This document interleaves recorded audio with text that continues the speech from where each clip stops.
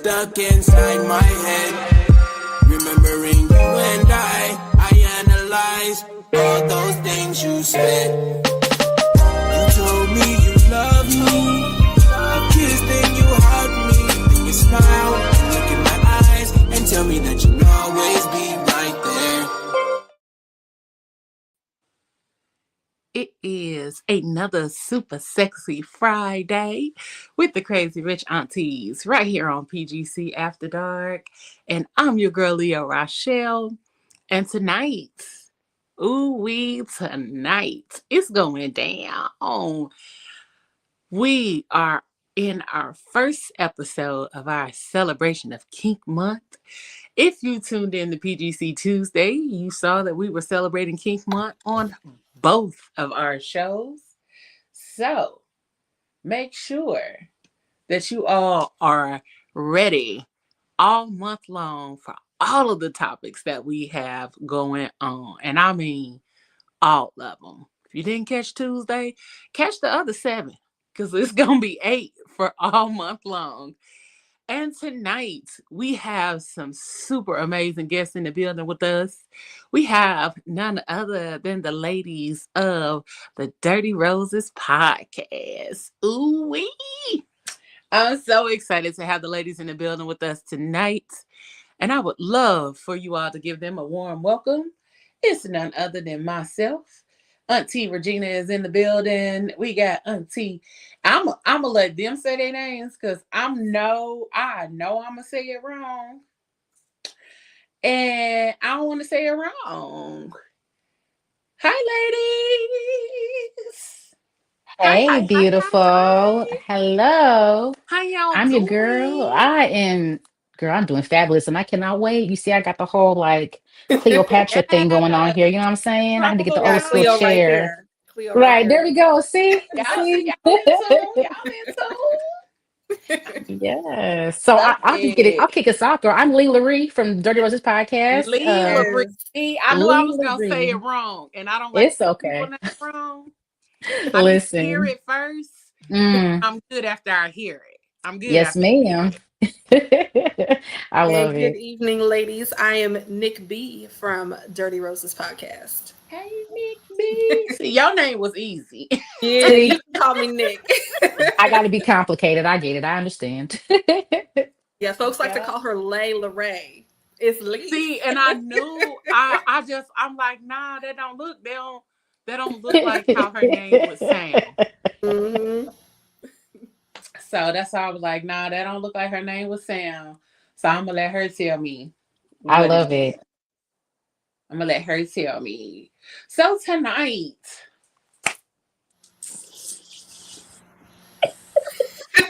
I'm so excited that we ready. We've been planning this for a while. Okay, and I'm so excited that they are here. We have been kind of going back and forth trying to get each other on the shows and all of that good stuff. Yes. So I'm beyond excited to have you ladies here with us. And tonight, our topic, if you did not catch it, our topic for tonight is raw desire, the power of primal play. Yum. Ew. Primal play. So, and the theme for tonight is unleashing instinct, trust, and wild passion. Exploring the psychology, pleasure, and intimacy behind primal play. I'm excited. So, we ready. how so I know this isn't a new topic. I don't think it's a new topic for any of us here, right? No. Not at all. Not at all. We talked a lot about it. We answered that way too fast, didn't we? Right. I'm like, yes. You and me, us never. You know, I feel seen and I feel amongst my tribe of people. Yes. So, for those of you all who don't know what primal play is, let me explain it to you. Primal play is a form of erotic and sensual exploration rooted in instinct, energy and raw connection rather than structured BDSM roles or scripted fantasy. So literally what it means, what it says is what it is. Primal play. It's about letting go of performance and tapping into natural animalistic expression where growls, bites, scratches, breath, and physical energy replace words.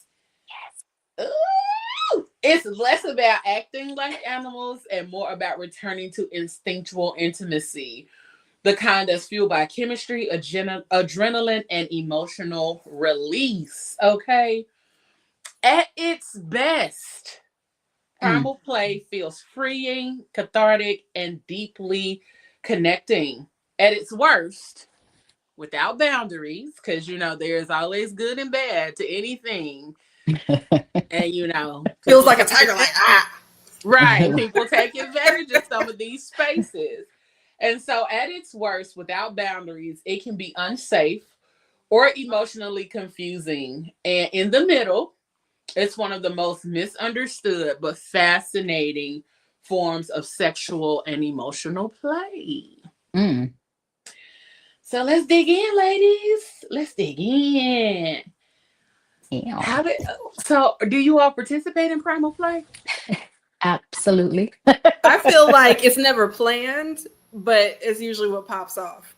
Yeah. And I prefer it to not be planned. Like, I don't know. I don't like going into it like, so tonight, are we going to be wild and aggressive? Like, I want to take away the primal part. Exactly. I don't want it to be scripted or anything like that, but I love it when it just naturally happens.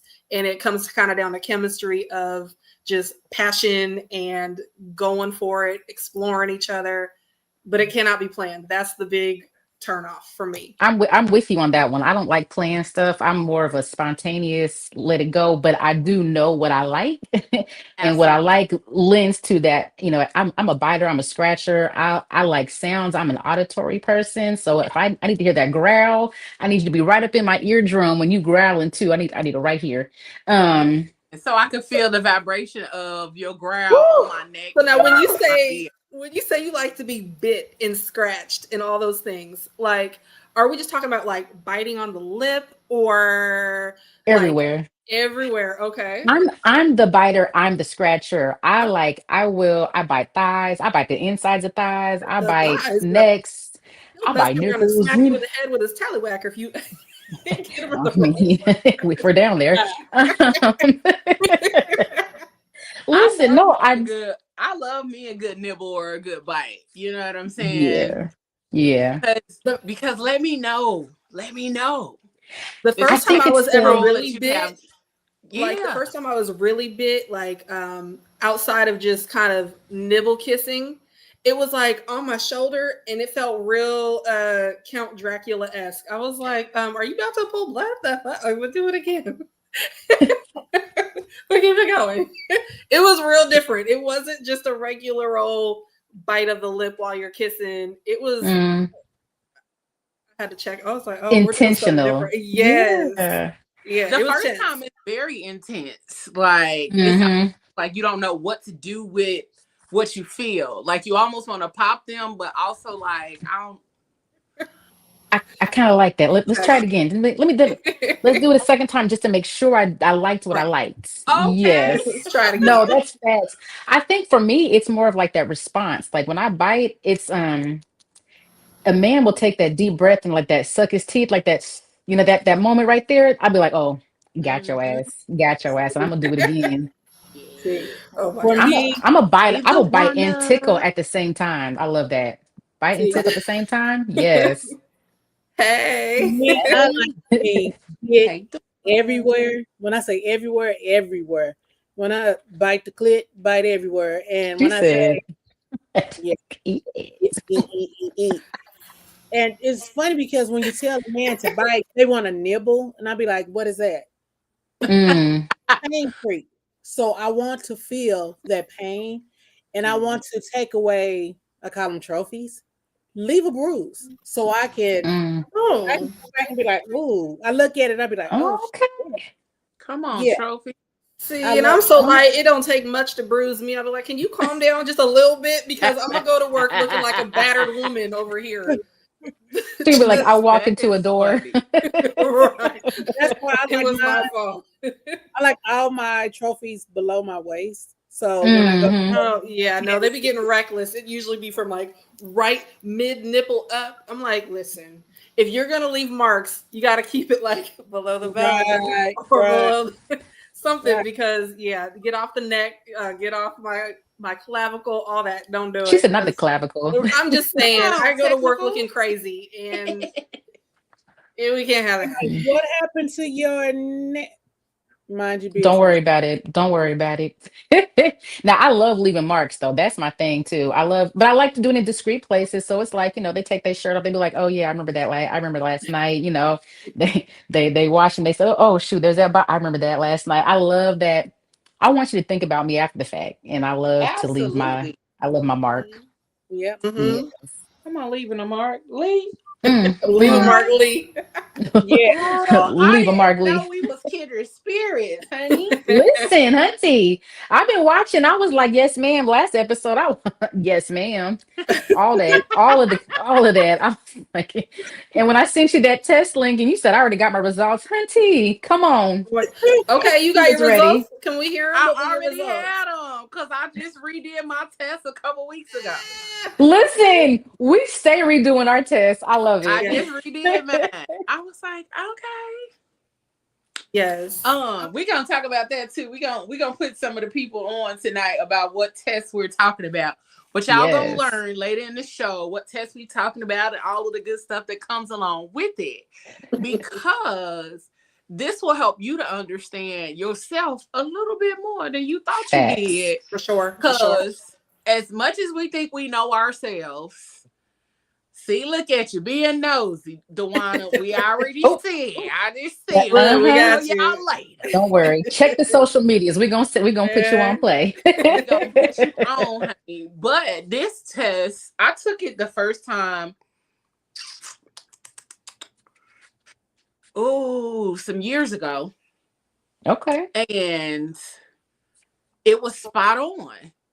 Really? And then I took it again and I was like, okay, maybe I am changing a little bit because, you really see the progression from when you first got your results. And then the more you learn, the more you evolve, that part, grow, it becomes something else. And so the more honest you are with yourself. Exactly. We gonna fill y'all in a little bit more. I'm gonna share my results and all of that kind of stuff. And the ladies gonna share theirs too. We ready. But this last time I took it, I learned some shit about myself. And I was like, oh, well. Okay. Maybe I am in a different phase of my life than I thought I was before. So, that's the psychology behind Primal Play. Okay, so what do you all feel like is the connection? Because not everybody can enjoy Primal Play or really tap into that whole free animalistic kind of thing. So what do you all feel is your connection to Primal Play more than anything? I think for me, it's like that freeing moment where you just get to just go. There's no inhibitions. There's no moment where you're like calculating your next move. You're just going with the flow and it's natural. Like once you let go, you can, it happens. Like it's our natural instincts. Like we're part of the animal kingdom, whether or not we consider ourselves animals. We part of that kingdom too. And part of being hunted and being captured and being clawed at and being all the things, that is just part of us. And so when you let go of like all the things that hold you back sexually, like it happens, it flows, and it makes it such a more passionate moment for me. It's you get to like, you really connect spiritually, honestly, because you're in tune. Like you growl, I scratch, you bite, like it's a thing and you're really connected. I swear. And also I feel like it comes to like a trust level too, because I feel like you can't always, like when you were saying it's a freeing moment, if you don't feel that sense of space or safety with the person who you're with, it's also harder to kind of have that exploration, that primal kind of go for it. Like if you don't feel safe with that person, or if you feel like they're going to look at you like, the fuck, what are you doing? Then you kind of feel like a little timid. You want to hold back, things like that. So you really got that connection piece is a safety piece for me. It's essential. That part. It really is. And I think for me, that's why I think why these conversations are important for me, because I'm not actively participating in these kind of things. 1, 2, 3, 4. In theory, it sounds good. In real life, you know what I'm saying? Like, it helps me to tap in and remember who I am, because, like we said, the safety piece is very important. And like when it comes to that, I just haven't felt. Not that I haven't felt safe with people sexually. I just haven't felt safe enough to truly open up and explore the depths with someone recently. Because, you know. Did you say recently? So you have before? Absolutely. Okay. Yeah. Okay. Yeah, I was a sub for some time, and it was like the best thing ever.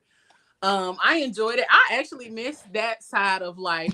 I want to hear about this, man. And then when I moved here, it became like something totally different, you know, not knowing the people, not knowing the area and all of that kind of stuff. And I was very familiar with the area and the people that I was connected to before I moved here. So it just made it difficult and different. And then the person that was my dom before, we reconnected. And so we had a brief little reconnection, and very brief. But it was very brief. And then after that, like, I really just haven't explored. I haven't had that opportunity or space to be open and free as much as I would like to. I think just people are afraid of what they would find out about themselves if they let go sexually. They're afraid that they might like something that is considered to be taboo, or something that is considered to be GAY, you know. And I find a couple shots ahead of time sometimes help get you some liquid courage to kind of go to some places that you wouldn't normally go. I wouldn't say smoke. I wouldn't say smoke, because you're gonna probably, and definitely don't do mushrooms. So I wouldn't say smoke. Right, it's gonna take you on for real. Right. Baby, them lips will roll up so tight you wouldn't be able to do nothing. Listen, I can't smoke before because I get dry mouth, and that's what I don't.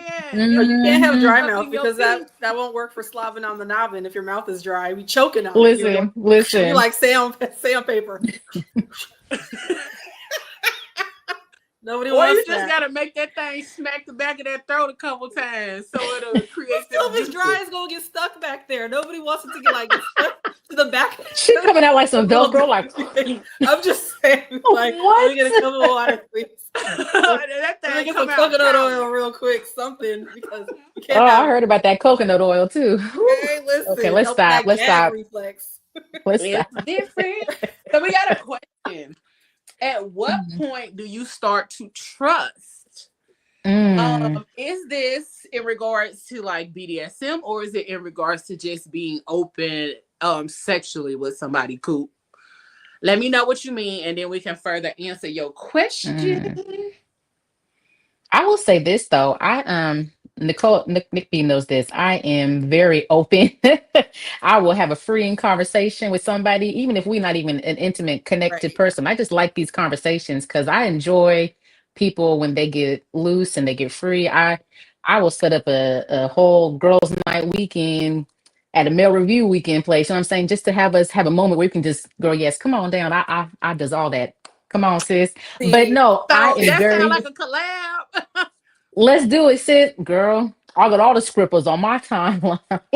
Listen. And for me, it takes like a couple rounds before I feel safe. So I feel like, you know, like that first night of sex, maybe a little bit more vanilla than average. But I feel also like kind of the more you do it, you push those boundaries of, so do you like that? Are you cool? Can I do this? Are you going to flinch? You kind of start to feel how they pull or push when you do different things. And that's when I start also feeling trust, when you are okay with where things are going. Absolutely. And I think we said earlier through that connection piece piece does allow for that openness and that like you can breathe a little bit more when you have that, where you feel that safety, where you feel that you feel that honesty. You guys have had conversations in order to get to a certain level with each other, because that's one of the biggest things I feel like people don't do. And I've said it in regards to all conversations or all topics, is that people don't have enough conversations or don't communicate enough. But people are so ready to hop in bed with one another. They are so ready to get the hunching. Get the hunching, and then that's it. Y'all just out here doing basic ass sex when we could have been out here doing some next level shit. But because you were so ready, you got that C level coochie. You didn't even get what you could have gotten. The way that I hear men talk about how freaky they can be, and then we have a conversation, and they'd be like, not even, and we don't even get to the act. It'd be like in conversation, I can say some to me what is basic to me, and they'll be like, "Oh, I wasn't on that level," and I'm like, "Okay, take this test real quick so we can see where we're at, what we're working with." Because at this point, but then also some of that with foreplay too. Sometimes what's not said can also be a turn on too. Like, have you ever read a book or something, and it's the less description you have allows you to like play out more in your mind? No, see, for me, like to what you were saying, where the guy doesn't quite say it. Like sometimes my imagination will take it further than their words will, and I don't know. I mean, that works for me too. I feel like they're gonna disappoint me because I have a very vivid imagination. So we're gonna be swinging off of chandeliers, and then he come in with a y'all break that chandelier. Like, we can't swing off of that unless it's in this like. I'm 5'2". I can do it. I can. It's got to be really secure up there, otherwise we're gonna have the ceiling on top of us.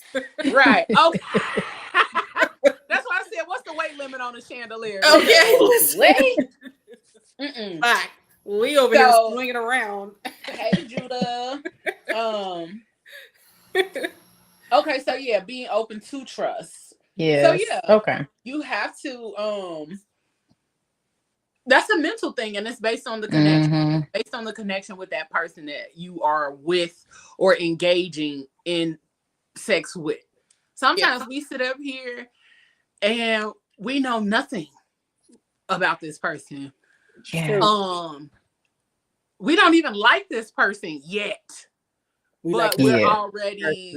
I've had lots of sex with people I turned out not to like. And unfortunately, like a lot of times no, but I'm being for real though. I feel like this is how it goes. You meet somebody, oh, you look cute. Oh, the sex is great. And then there's nothing to talk about. Nothing else. And it's like at its core, you're not even friends. You are just physically attracted. So yeah, there's been plenty of people where I've looked back and be like, man, I don't even like this dude. But we was something. Right. Yeah. Right. Yeah. See, I'm sapio. I'm sapio, so I need that mental stimulation for me to even get to the part of me imagining doing something with somebody. Give me a dumb one who's thick in the right place and we're good. I'll take a dumb one. I don't need him to be extra intelligent and run it down for me. No. Okay. Nick said, pull that thing out. Stop all that yapping. Let's get to it. What you say, Regina?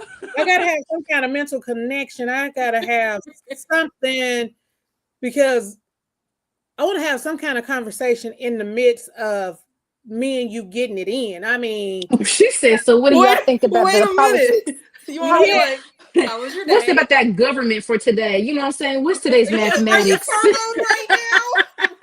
I mean, I wouldn't go that deep, but right. She said not that deep, but I want to be able to. What is it good to you? I mean, not like something you be like, is it good to you? Be like, huh? What? They need to talk. They need to talk. I need that's bad.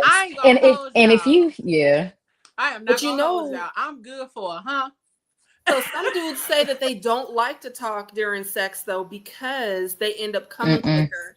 So no, listen, it doesn't work for me either. I like the interaction. However, if you ever get you a dude that's super quiet, it may be that if they end up talking themselves into a nut way too fast. So they have to be quiet. They super focused. They super up here. Right. I mean, that's at least what I've been told. Fellas, if anybody's on here, please tap in and let me know if it's something different than that. But that is a theory that I've heard. So it can be real quiet. We have heard that, and that's a no-go. Because I'll be in the moment. And I don't really be listening sometimes. You know what I'm saying? He can be like, girl, if you can you can hear. Yeah, and I'll be like, and I hate saying and so I just be like, yeah. You gonna yell yourself into something that you didn't agree to. Right? Listen, you done got my ass caught up because I'm just agreeing because I didn't want to say Tell me it feels good. Let me know that part. Something. I don't like a quiet man because I'd be like, not at all. I will dry up like the goddamn Sahara. I cannot. Listen, but no, that's for real though, because like if you quiet, I feel like I'm not doing a good job, and I'm an overachiever. So I need to hear, I need to know, I need the reaction. And if you're not giving me the reaction, I feel like you are bored. We can just stop right now and call it quits. I'm good. That part. I got a basket of goodies that can handle me real well. Bucket. Let her tell you about the bucket. It's a basket from Michael's craft store. It's a very nice basket. Bed, multiple vibrators. Just big ass bucket of vibrators. It's a very nice craft basket. Okay, listen. Talk us through it. Okay, talk it through it. Yes, please do. Okay, I like that too. Mm-hmm. Yes. Yeah. I don't need to know that about you, but thank you for letting us know. I don't think I wanted to know that part. But I fucks with you, my boy. Hilarious. So let's talk about the mind and body connection. We kind of already were discussing that, but in regards to primal play. So primal play bypasses logic and goes straight to sensation. It engages fight or flight energy, but safely. And it releases adrenaline, oxytocin, and dopamine. And if you watch this show, was it earlier this year? Yeah. We talked about the sex chemicals. And dopamine, oxytocin, and all of those kind of things were a part of that little cocktail that get us going, get us intrigued and engaged fully in the act of sex. Yes. But also, side note, if y'all didn't know, those same chemicals make you feel like you might be in love with somebody. Oh, I've been guilty of that. I think I've been guilty. Same little chemicals make you feel like, oh my God, he's the one. No, your body just like what they did. What they did too. Okay. Yep. I believe it. That's what your body is releasing in the midst of all of this. And so it's about surrender, trust, and intensity. I got a funny video. Oh, okay. That I'm gonna play real quick. She said, "Who's in it?" Bitch. She said, "This ain't home video time. Hold on." Right. Wait a minute. That's for the other episode.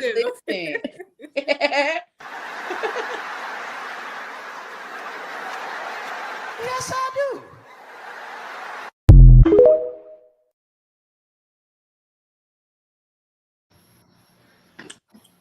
So tell me, would y'all be down for that? To put on a mask and for him to put on a mask? I would. Like a robber, like a robber mask, or like a scream mask. It's Halloween time, you know. It's October, so listen. I tell. Wait a minute. So those be like the whole time that he's not licking me because the mask is in the way. Hold on, Nik B is so goofy. I think she would probably start playing with the fucking mask, like in the midst of everything. She would be like, "Are you there?" Listen, I can't with her.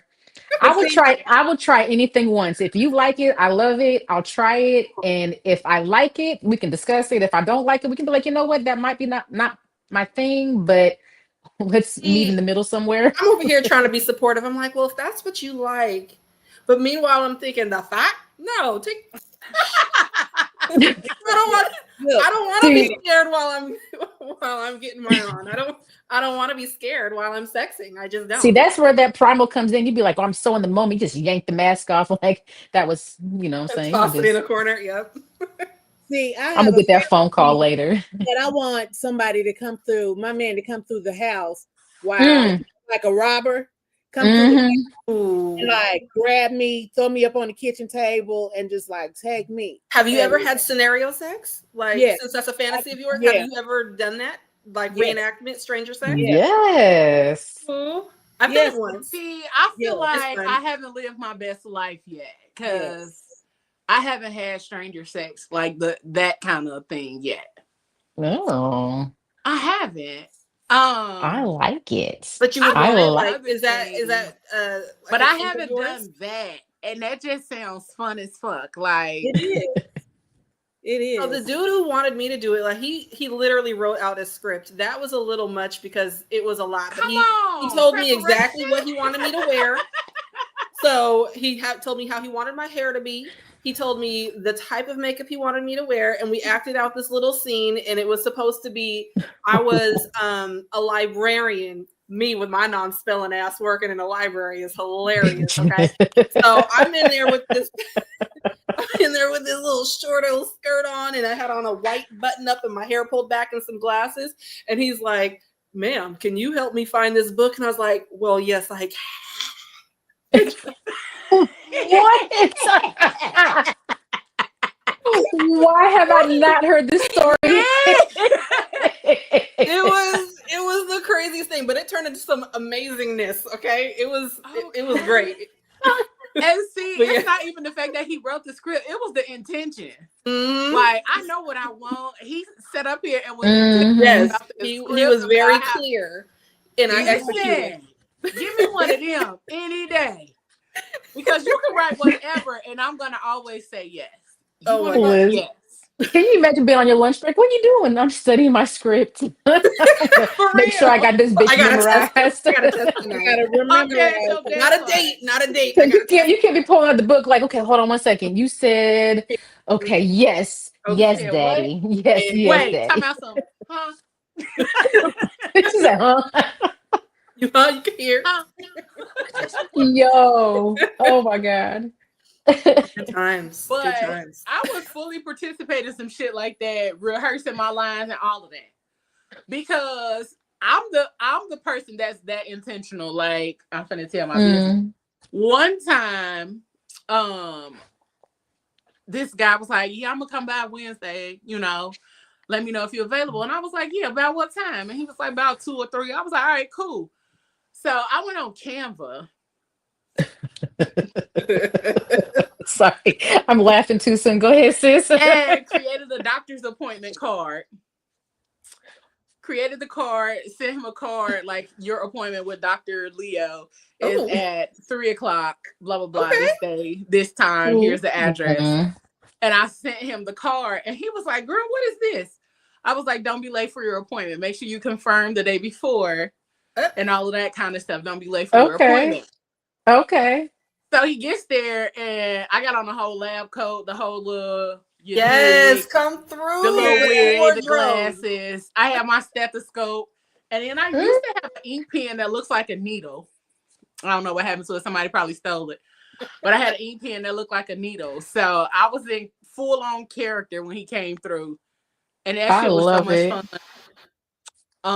But he was one of them that wanted to overdo it, wanted to do that kind of shit all the time. I'm like, boy, no. I was this is special occasion sex. No. Hey, but I like that you went the extra mile. Yeah. Oh yeah. If I like you and that's some shit that we own, it's always gonna be extra. Okay. I feel you on that one. It's always gonna be extra. Like I really want to play in some paint with somebody, but yes.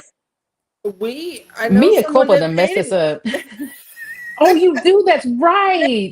So we actually on our show we shared a story that a listener had written in, where she and her significant other, this guy, they went to a paint party, and at the paint party, the whole concept is that your person you come with is painting you in the nude with this paint stuff, right? So you're basically, I guess it's group sex to some degree. With people watching. Yeah, because people are watching. They can watch you while you're getting painted. And evidently this other girl from across the room was making eyes and wanted to join in and help paint. And next thing they knew, it was a whole threesome with a whole lot of paint in the middle. Okay, but they made some malls. Right, listen. They she had on red. The other one had on yellow. They was making orange. Come on, color wheel. just over here with the wheel. Secondary colors, tertiary colors. Okay, primary and secondary. That happened. So yeah. I'm down for a paint party. I'm down for a paint party. That would be dope. That would be fun. I love it. And I like the food board, like not like the traditional whipped cream, not that, but like the one where they have the food on you. You're the appetizer board. I would love that. Oh, like sushi? Sex in the City. Not sushi. Sushi. No, but that was on Sex in the City. You know, yes. She was the board. She was the charcuterie board. The charcuterie board. I like it. I'm down for that. We might find some stuff in some rolls a little bit later, but I'm here for it. Period. Okay. You got to go. Listen, because I know I'm not the only one who be finding change that falls out in the shower later on in the day. So I know I done walked around with my bra off for hours and then quarters ain't fell. Oh my God. Same here. Okay, so this, I'm like, listen, this little statement right here, that can be read two different ways. I love some good ass sex, or I love some good ass sex. Which one is this? We're curious. Are you into anal, or you just like some good ass sex? You just like some good sex. No, the comment. Yeah, we were trying to figure out. I have a feeling she likes some good ass sex. Not. Have you guys ever had anal sex though? I've tried it. Look, not for you. It was look. She said she tried anything a few times. I'm gonna try sex for. One time to see if I like it, 2 times to be sure, 3 times to make sure that it's a no. That it's hard no, hard yes. Or no. She said, okay. I tried it once. That first time might not be a full-on experience. You might just be dabbling in it. Yeah, the first time is always a misfire. The opportunity to really see what it's about. First time is always a misfire. The second time it was mind blowing, out of this world. And then the third time I was like, "What the hell?" Because I think he was way too big, and and that's the thing. Like everybody wants like a good sized man, but when it comes to anal sex, like I'm sorry, that is just it's too big. It's give me TV. I don't. Yeah. I tried it one time. We were drunk. We did it the wrong way. Apparently, I was supposed to lay on my side. I didn't know the rules of how you do it the first time. Feel me? This will fit. Bitch, that's absolutely a will. And it will feel the best. Okay. So my men who are not well endowed, let's talk about this. Maybe. Yes. Okay. Yes. No and no. I mule kicked the hell out of my ex-husband. That won't fit. That won't fit. If it don't fit, you must have quit. Okay. Say that again. And when they try to make it fit, what they tell you? Vaginal. Relax. Just they do say that. Take it. You'll be able to take it. I'm gonna go real easy on you. No, that's a goddamn lie. That's a lie. Because then they get to work up. Nope. I kicked the shit out my husband when I was married, and we tried it, and we were drunk. He got that back. He got that back mule kick. His chest was hurting. My ass was hurt. We was done. Never was a wrap for the night. It was a wrap. Just done. Like trying to sober up. Like no, and that traumatized me. I was like, I'll never try it again. Plus, I have a preference for the front entry, so I already know it ain't going in the back, so I'm good. That size is a little too big for me, so I'm good. I'm the opposite. I enjoy it. You enjoy it? I know people who do. I know friends that love it. And the reason that I say that I enjoy it was because one of the first times that I did it with somebody who was very he wasn't huge, so he was nice size, all of that kind of stuff. I was very relaxed with him because we had already been having sex before. So I was very relaxed. I was very open, all of that. But he was very took his time, was ease, all of that. And I think that was my best orgasm ever. Like ever. Did you say he used lube? Yes. Mm. Like that was when Did you lay on your side or did you lay flat? Because I've heard both is good for soft entry. I think I was flat. Okay. I think that's better. Yeah, I think I was flat. But if you're on all fours, that is I think a little bit more intense. Because it's too tight. It's too tight. Yep. Mm-hmm. So beginners out there, lay on your tummy. There you go. And lots but of it lube. was the best and lots orgasm of lube I had ever had. I mean, really? Still to this day. Really? Yeah. Yeah. I don't, because it was different. And then it just engaged all of me. Like it was from both, from the front and the back. So it was the double. And I was like, hold on, reverse. 2 people or one person just double stimulating? One person. It was a double orgasm from okay, because I was like, well, we're knocking ball sex too, girl. I ain't that grown. I'm not that grown either. I want to be that grown though. I want to try that so bad. I'm not that grown. I don't think I'm that mature. I'm not that mature. I'm like, you want to do goofy. I'm like Nick. I'm with Nick. Yeah, I will be in there laughing so much. Be like, you just touched his ball sack, right? Right. I'm like you hear his ball sack, you like that? Sword fight. It would not. She done got the lightsabers out. It would not go. It would not go well. I would be on. Very comfortable. Yes. With reality to be able to do it, because a lot of men be like, I'm not doing that. Because you got to think about it. Your balls is going to touch. And then even when you're doing it, your penis is going to come out and your penis may accidentally hit his behind. Right. You know what I'm saying? They gonna find out that they like something they didn't know they like. You know what I'm saying? If they don't talk about it, then it might be easier for them. But like if they have to sit there and talk it through and say, okay, we're gonna do that. Like, don't plan it. I think the guys would have an issue if they tried to plan it. No, you just do it. You just do it. Right. Don't even like touching each other because they be so scared to be seen like they're gay. And I'm like, y'all gotta stop with all of the preconceived notions about stuff like that. Like, chill out. I hate that. I hate when they say that 2 minutes to train. In the comments, I've been saying some shit like, "Where your wand at?" They be saying pause the whole time. Pause. Right? Pause. I would be so mad if that's all they keep saying. I'd be like, you know what? Yeah. Like, we get it. Yeah. You're not gay. I got it. Yeah.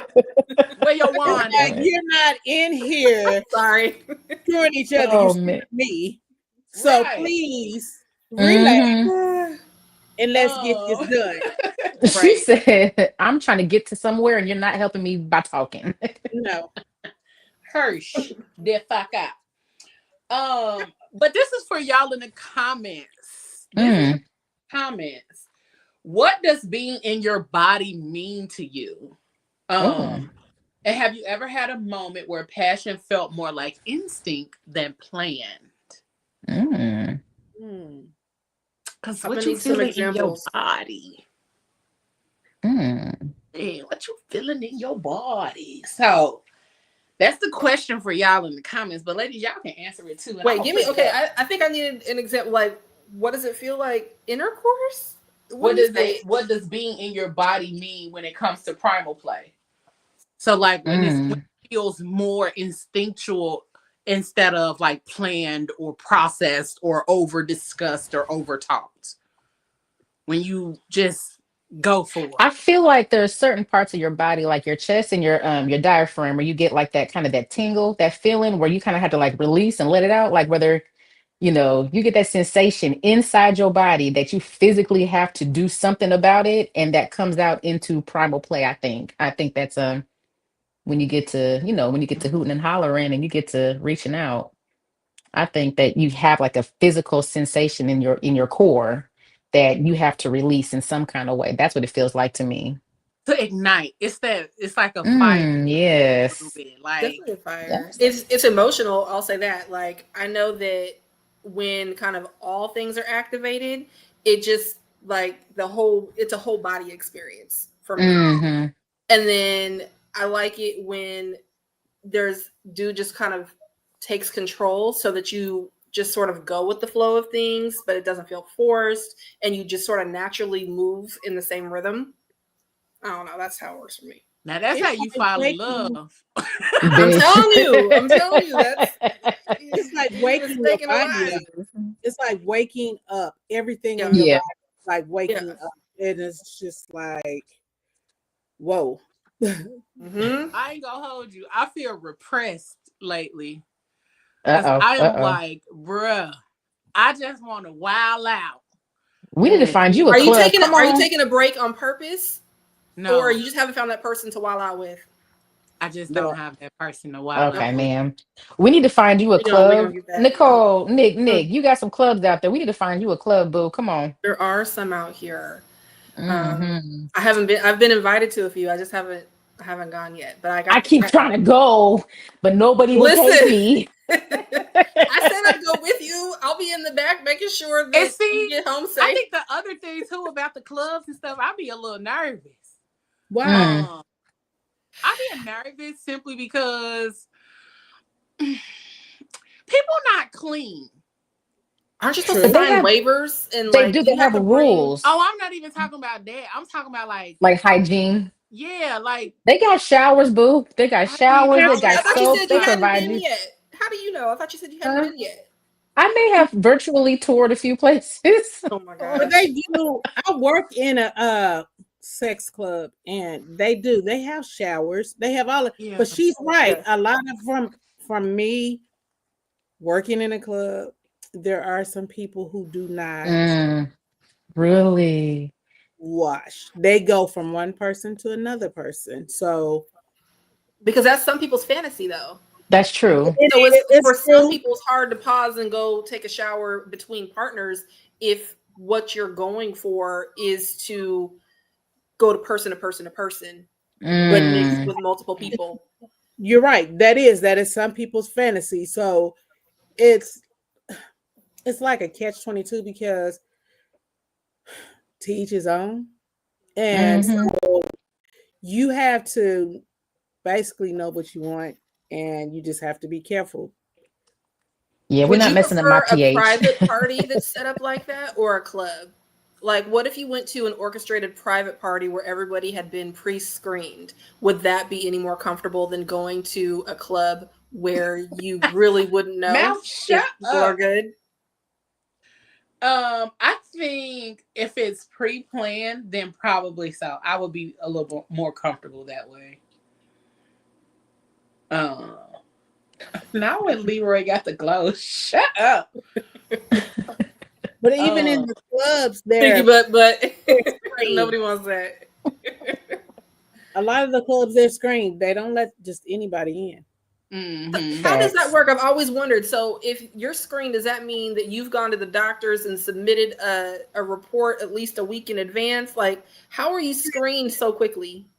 Here's the thing. At the club that I work at, they have the Julian Center. They come in and people take tests.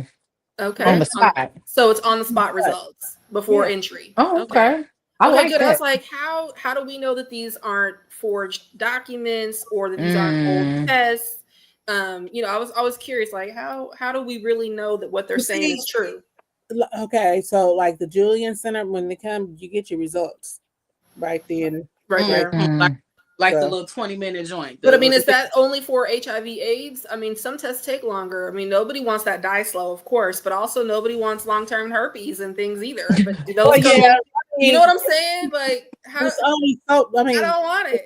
Certain tests you can take, but that's to protect yourself.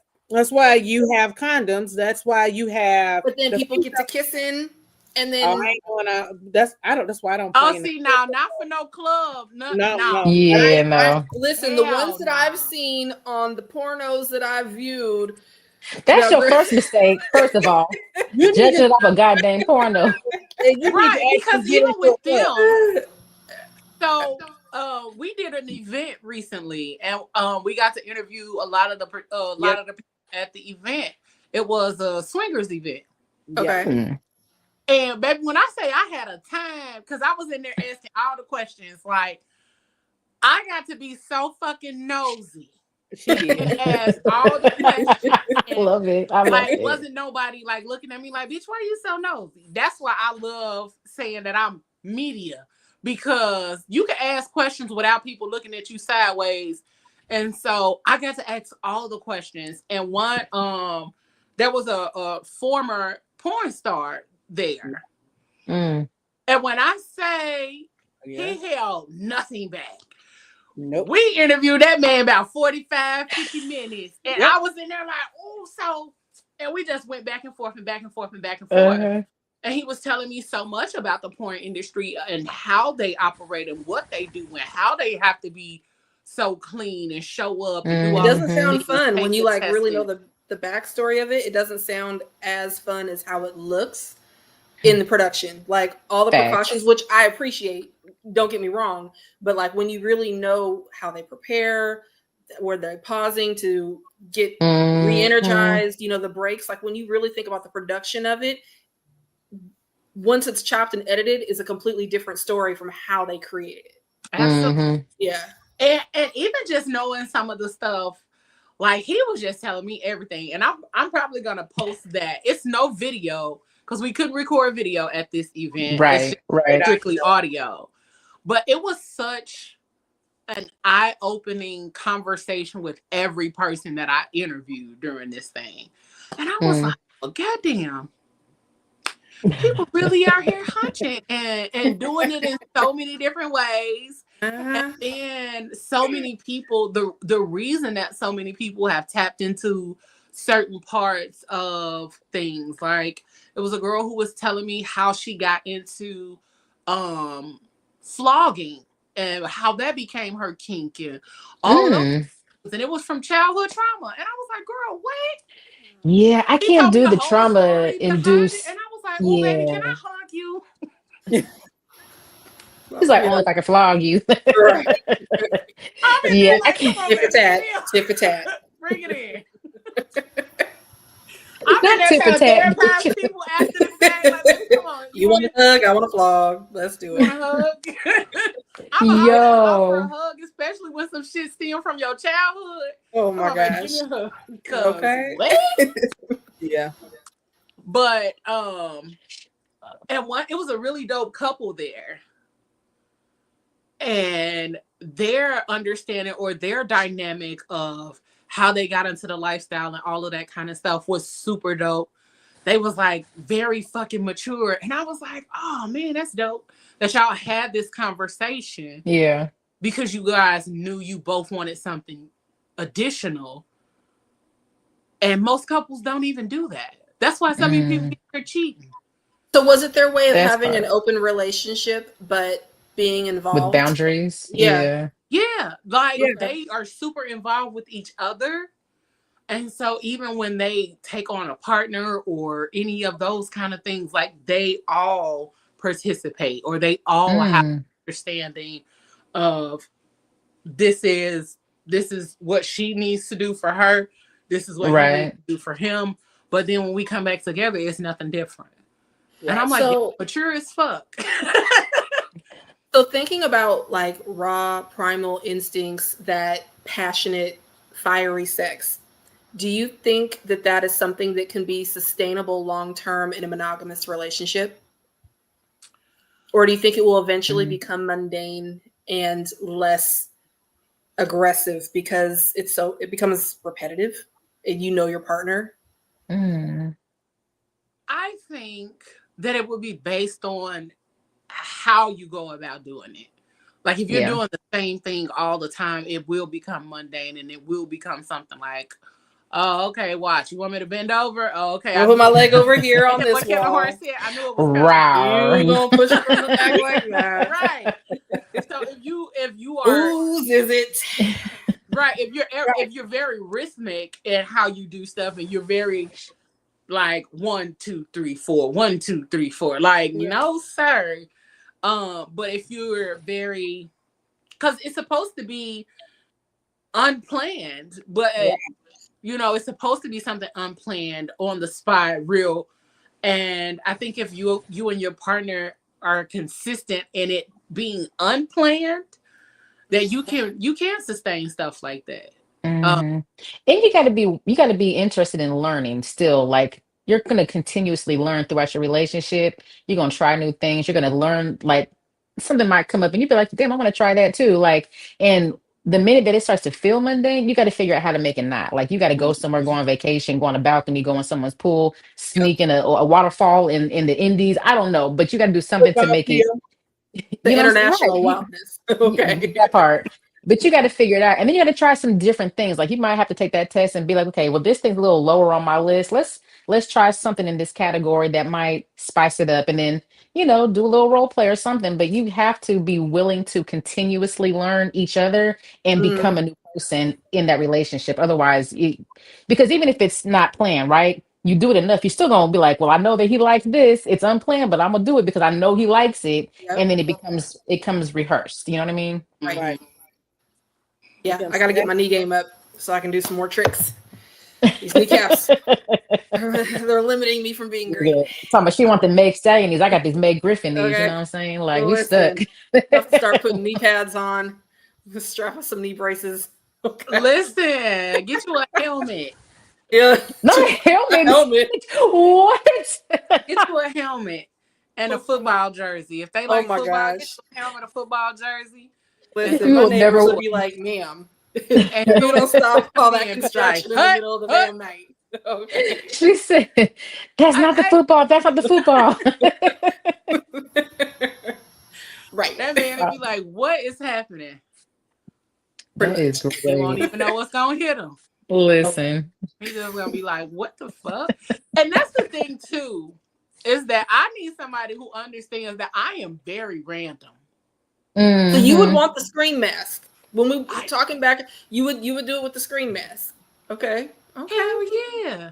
Take that rubbery thing off and smack him with it. Now, don't be in my house with the lights off when I get she gonna shoot your ass. That's a whole other pow. Let it be known that you're here first. Yes, let me know that you're here, but I don't have to know that you in costume. That kind of shit. Cause you in my house in the dark. My ass be like, Rodney, is that you? That better be you, because if it's not you behind that mask. When you in my house in the dark with a mask on, like, it's over. Wait, can you imagine a robber coming into her house and she thinking it's her man? That's the best robbery ever. He gonna be like, man, I came up off these goods and some cool shit. Man, I'm robbing this house every Friday. Take that TV, come give it to me. House and he thought it was a part of a scheme. Right. And he handed him the radio, all of him and Gina's jewelry. And right. See? I love that episode. Yo. Yeah, don't come up in my shit unannounced. Let me know you in this motherfucker, but come from around the, you be spontaneous, but plan that shit first. Let me know ahead of time. And then we be spontaneous. Come from around the corner with the mask on. Get down, bitch. Oh my God. Because you just go. Stop. Oh my God, it's all right. No, don't like, stop. Scared me. You want me to run? God damn it. Dun, dun, dun, I will make my own music as I'm running. Exactly. What's your own theme song? In slow motion. Yeah, I swear to God. I swear. As I'm peeling shit off. Dun, dun, dun, dun. Running, taking off shit. Like, no, don't catch me. See, and I'm blind and when I'm gonna be running into shit, I'm gonna run to a wall and pass out. And it's been so long that I've been comfortable to be goofy and just like goofy sex is the best. I'll be cracking up. Yo, wait, hold on. We talking about Primal play. Her motherfucking cats. I swear to God. Her cats be wanting in on the action. I've already had to use the water bottle a couple times while we've been on air. She told me somebody to pick the cat up and toss it out the room while she was mid-stroke. I was like, absolutely, no. because I thought the door got shut, but the latch didn't latch all the way. And here comes Smokey, just pow, just hey, what's going on in here? So I'm like, oh my God, this not the cat that came in. This is some cat endangerment. So we had to pick the cat up, throw him on out, shut the door real hard, and then I put something on the bottom so he couldn't push it over again. And then we just jumped right back in. But please believe that cat got a little pat in, little cat. Well, there was some little perverts. Yeah, both of them. The cat said, "No, I heard something hit me meowing." That part. Meow right now. What you doing to my mom? Right. Mind your business. What's happening? Go get some cat goodness. Oh my goodness. That is so funny. My cat worked out. Today. He was like, I'm trying to save today. What you doing? Okay. No boundaries. None. Oh my God. So with Primal Play, the goal a lot of times is real life examples and scenarios. So make it tangible, relatable, and interesting. With examples people can visualize or discuss openly. So when we're talking about Primal Play, like examples, playful aggression, growling, grabbing, light scratching, gentle bites, hair pulling, wrestling, or pinning. Oh, I like that one. Sensory. So we forget that some of the things that we do when it comes to sex and all of those kind of things is that the senses have to be enticed as well. So sense, like a good scent that'll get you good. Make you want to come here, let me come closer to me. Suck you down. Breath. A lot of people don't recognize like breath and breathing and like I had sex with a stank breath guy. It was really hard to get through it. Oh God, bitch. Oh, it was tough. It was tough. It was tough. So I will say that yes, absolutely that. Please make sure that like you smell good and your breath smells good too, because we're breathing hard. Both of us are. And I'm like, that is not me. That's you. And I was like, the only thing I could do was ask him to flip me over so that I was facing the other way. That's how we got through this. Because I feel like, baby, you got to go or go brush your teeth. That part, because the thing is that because we were like already in it, I didn't want to lose momentum, so I just flipped over and let him breathe. Like you better than me, because I would have lost all. And I was just facing the other way. But oh my God, I was like, why is your breath like this? Did you eat today? Do you need water? It was empty stomach breath. It had to have been. It had to have been because when we got done, I fed him. I was like, "Are you hungry?"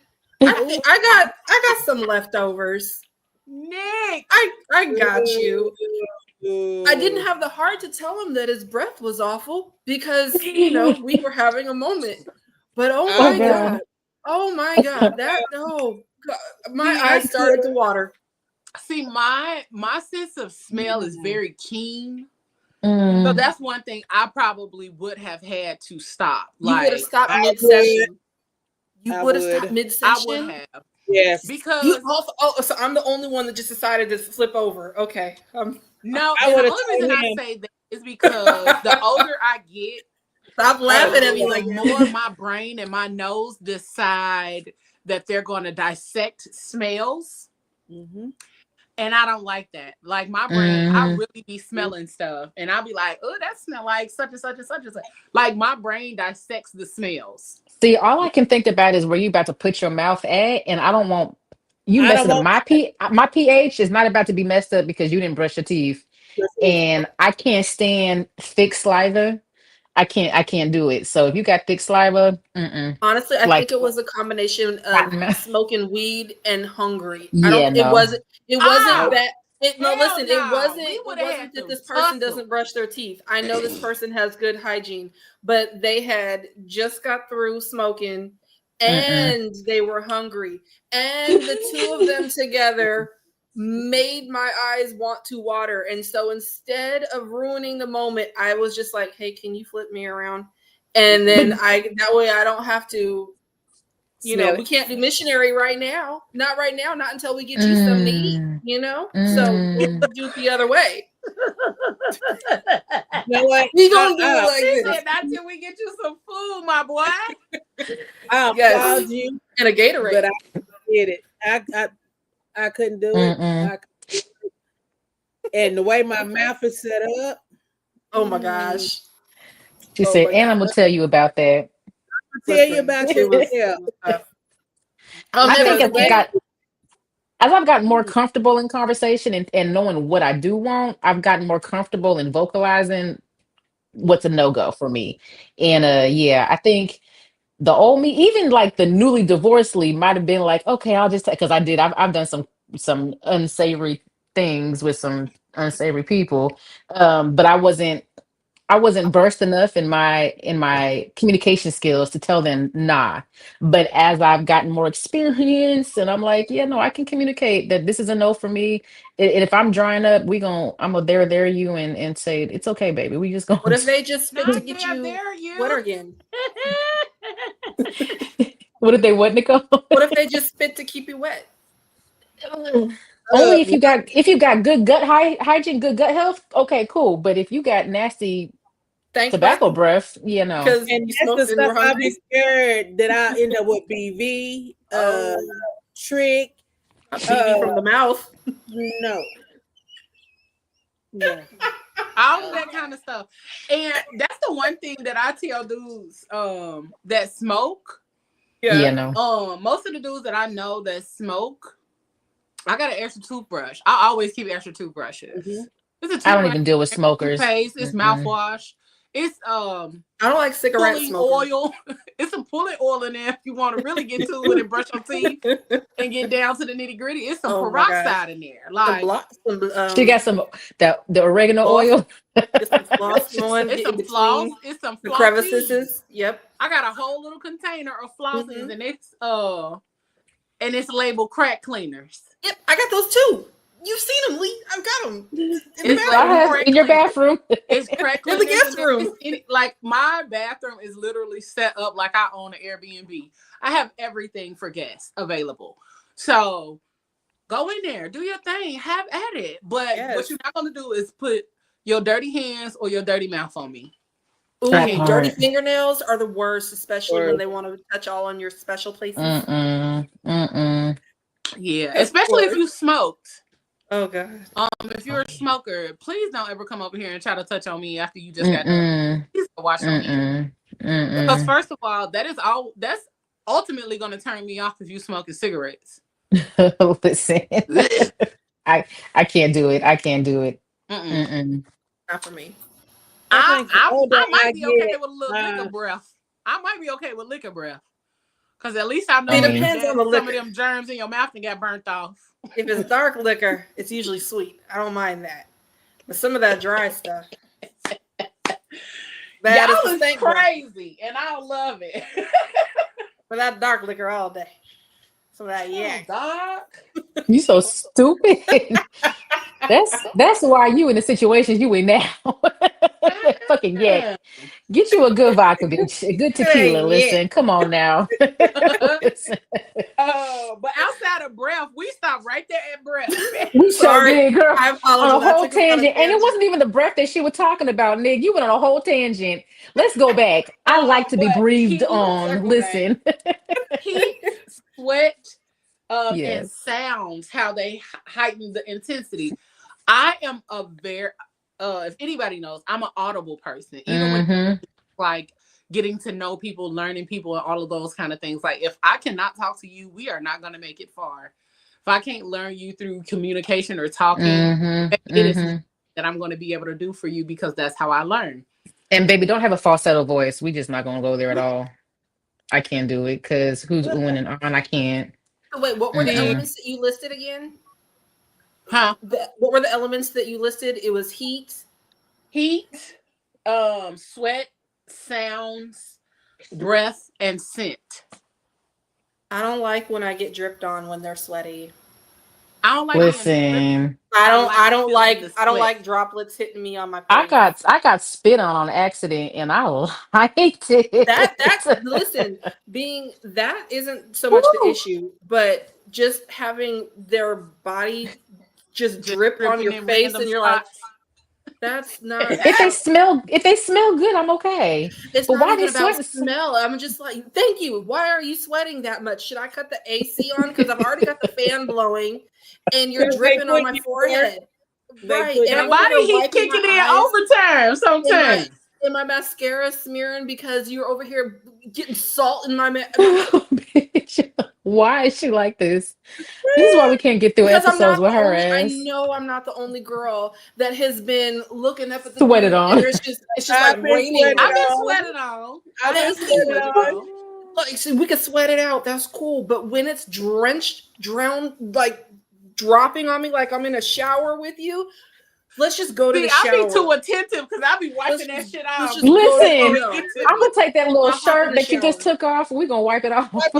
No, I don't like that because I'm over here doing all this. My makeup is all over the place now. You got porn star hair, so I know you be over there flipping the shit out. That's why I was like, let's just go to the shower. Let's just I'll get it wet. It's cool, but like stop dripping on me because that's gross. I don't want to. Gross. I be trying to catch that shit before it hit or it fall in my mouth. No, you guys. Your mouth was open. About mouth. Have y'all ever had somebody wanted to spit in your mouth? No, that happened to me on accident. I don't know if it was on accident. I did. Ew. Listen, I was so anti-spit because I was like, this is so degrading. Like to me, I was like, this is degrading. I have a friend. She was like, yes, girl, spit in my mouth, and I was like, bitch, no. It happened. I think he liked doing it, but I don't think he intended to do it on purpose. It was primal instinct. The nigga just was like. And I was like, oh, and I was like, you like spit, like, and then down there. Wait, what was this? I don't know if you spit and do all that, right? Okay, I'm okay with that. But to spit in my mouth, wait, let it happen. Let it happen. That shit was kind of that shit was sexy as fuck. I don't know. This is fine. But do you want me to catch your saliva with my mouth like you're bird feeding me? Like, nah. And see, I just was having this conversation the other day because somebody was saying like they don't like the thought of somebody spitting in their mouth. And I'm just like, I've never had somebody spit in my mouth, but I've had somebody ask me to spit in theirs. It's like a big octua. That was what I said, is that a lot of people think of that when they hear spit, and it's not that. It's literally just a dribble. Like it's like just a dribble. Like, but it's like a passionate dribble. It's like you're in the moment. Like I don't know how to explain it, but it was just something about it. When people hear spit, they hear haktua. Yeah. That's what, because that's what I'm used to when they do this. Like, yeah, you better not haktua. Oh no. See, when I hear haktua, I think of like this nasal. And if they haktua and they doing that, that's an issue too. No, I don't want it to be thick and you can see. No, and so it's not like you pulling it from the depths of your soul when you spit in somebody your sinus cavity. Right. They got allergies trying to get it out. Right. You ain't pulling the excess from the nasal cavity. Listen, I got you just literally taking what's already talking about you allergic to cats and then hawking shit up on me. Like, don't do it. So she's got trauma with spit. It sounds like it's literally kind of like what's gathering what's already in your mouth, not getting anything additional. It's like a juicy kiss. It's like a juicy kiss. It is. I don't like juicy mouthed people. Well, that's not. We don't really like juicy kisses. Yeah, we don't. I mean, I'm not talking about like slobber, but it's the same level of slobber. Like that amount of spit. It's not excessive. It's not very. It's not. It's literally like a dribble. You know when you turn the water on and it just be that little drip?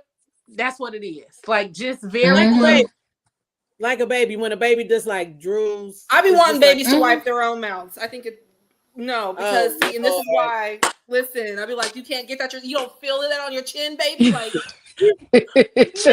and she's really like that. this. I swear to God. I don't like. This is why people don't let me watch their children. Actually, no, it's why I don't watch other people's kids because I'm like, yo, you don't feel that on your face. Like, wipe that off. That's disgusting. Hold your neck up. 6 weeks old, can't do it yourself. Come on, baby. Oh Lord. So no, I'm not into spit. I want to get to the point where I can try it, but I want to be comfortable with somebody. But I think you have to get the heat of the moment. Not why sweet is taboo. Listen, sweet is taboo. And be running. Hey. Yo. Hell yeah. It does. Real. And don't let some jazz be playing in the background. I'm finna run in super slow-mo. Okay, so you like to do to jazz music? Okay. Let that horn go. Okay. Because I like when them strings kick in. That's I'm just What was that movie? It said pluck it like a guitar. Yeah. But no, like that was part of like when I was in my BDSM relationship. That's what it was. Like he grew up in some areas. Did you sign a contract while you were in your relationship? Yeah. Oh wait, you said it like you feel a way about it. How are you cool with that contract? Like what? Tell me. Oh no, I'm very cool with it. I wish more people did it on a regular, consistent basis. It was just we signed it and he didn't follow through on his end? Through with it. Yeah. Okay. Who set the contract up? You or him, or was it a mutual arranged document? It was me, but we went over it mutually. Okay. And so then he didn't follow. Did you follow his consequences? Did you? Yeah. Did he have consequences for him? Absolutely. That's why it's a former. Wait, but aren't you supposed to agree to the consequences? Like they're okay with you to a certain extent. He agreed to the consequences, and then he didn't let her do them or whatever. He didn't follow through. So okay. Yeah. Okay. But like he grew up in some areas when it came to like the attentiveness and all of those kind of things, and so it was like, oh, okay, you a little grown. And then so it became like I had started listening to jazz some years ago, like really, really fully engaging in jazz. And so I didn't know that was part of his thing too. And so when we came back together, it was like, oh, you like jazz? Listen,